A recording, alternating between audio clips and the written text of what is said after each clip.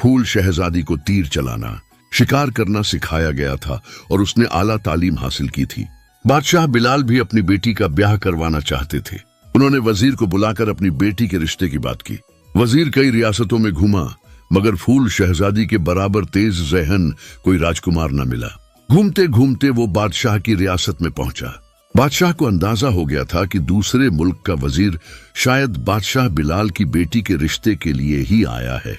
बादशाह ने वजीर की बहुत सेवा की और आने की वजह पूछी तो वजीर ने बताया कि वो बादशाह बिलाल का वजीर है और उनकी बेटी फूल शहजादी का रिश्ता लेकर आया है, क्योंकि बादशाह बिलाल ने सुन रखा था दूसरे मुल्क के बादशाह का बेटा जवान और शादी के लायक हो गया है। फिर बादशाह ने जल्दी से अपने बेटे राजकुमार को बुलाया और वजीर से मिलवाया।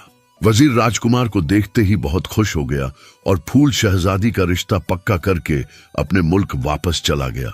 कुछ दिन बाद जब शादी का ठीक वक्त आया तो बादशाह अपने बेटे को दूल्हा बनाकर बादशाह बिलाल के यहाँ बारात लेकर पहुंचे।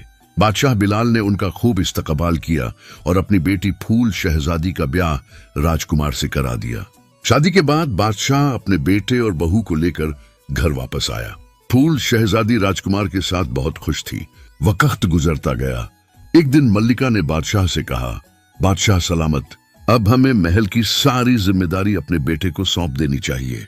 बादशाह को भी यह बात दिल को लगी और बादशाह ने अपनी रियासत में ऐलान किया और वली अहद अपने राजकुमार को बना दिया। राजकुमार बहुत अच्छे से मुल्क चलाने लगा। एक दिन राजकुमारी फूल शहजादी को उसकी दासी ने कहा, राजकुमारी साहिबा, ये जो आपका राजकुमार है ये बादशाह का बेटा नहीं है। फूल शहजादी हैरान होकर कहने लगी, ये तुम क्या बोल रही हो? दासी बोली, अगर मेरी बात पर नहीं यकीन तो आप राजकुमार से पूछो कि इनके माँ बाप कौन हैं। यह सुनकर फूल शहजादी के जहन में भी अपने शौहर के बारे में शक होने लगा। उसने सोचा कि शाम को जब राजकुमार महल में आएंगे तो वो यह बात जरूर पूछेगी। जब शाम को राजकुमार आए तो फूल शहजादी ने पूछा, राजकुमार आपके माँ बाप कौन हैं? आप किस राजवंश के हैं?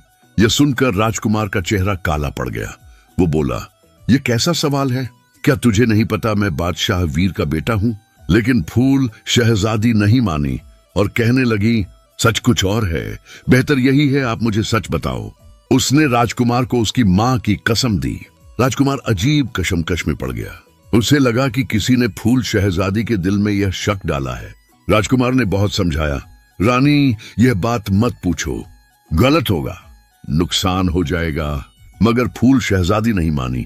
उसने जिद पकड़ ली, अगर आप सच नहीं बताएंगे तो मैं आज सारा दिन खाना नहीं करूंगी।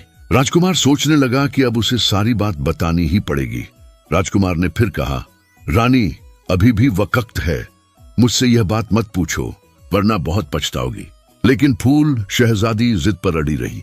आखिरकार राजकुमार ने कहा, ठीक है, अगर नहीं मानती तो कल हम महल से बाहर जंगल तालाब के पास सैर के बहाने चलेंगे। मैं वहां तुम्हें सब कुछ बता दूंगा। अगले दिन राजकुमार और फूल शहजादी घोड़े पर सवार होकर सैर के बहाने महल से निकले और एक दरिया के किनारे आ गए। फूल शहजादी ने पूछा, आप मुझे दरिया के पास क्यों लाए? क्या इस दरिया से आपका कोई रिश्ता है? राजकुमार ने फिर कहा, रानी अभी भी वक्त है, मुझसे मेरे वंश के बारे में मत पूछो वरना तुम्हें बहुत पछताना पड़ेगा और मैं तुम्हारे पास कभी लौट कर नहीं आऊंगा। लेकिन फूल शहजादी फिर भी न मानी। राजकुमार दरिया में उतर गया और आहिस्ता आहिस्ता गहरे पानी में जाकर बोला, रानी मत पूछो, ये सवाल मुझे तुमसे हमेशा के लिए जुदा कर देगा। फूल शहजादी फिर भी न रुकी, चाहे कुछ भी हो जाए मैं आज सच जानकर रहूंगी। पानी जब राजकुमार की छाती तक आया तो उसने आखिरी बार कहा, रानी मत पूछो वरना मेरा और तुम्हारा साथ आज ही खत्म हो जाएगा। लेकिन फूल शहजादी नहीं मानी। राजकुमार और आगे बढ़ा। जब पानी उसके मुंह तक आ गया तब उसने कहा, रानी आखिरी बार कह रहा हूं, यह जानने की कोशिश मत करो कि मैं कौन हूं। मगर फूल शहजादी डटी रही। फिर अचानक राजकुमार ने अपना असली नाग रूप धारण कर लिया। उसने पानी के ऊपर अपना फन निकाल लिया और फिर लम्हों में दरिया के अंदर गायब हो गया। वो दोबारा बाहर नहीं आया। फूल शहजादी यह मंजर देखकर हकीकी रह गई और काफी देर वहां बैठी इंतजार करती रही। राजकुमार को आवाजें देती रही लेकिन राजकुमार वहां ना आया। राजकुमारी ने अपने शौहर को हर जगह तलाश किया लेकिन वो कहीं न मिले। बहुत देर तक ढूंढ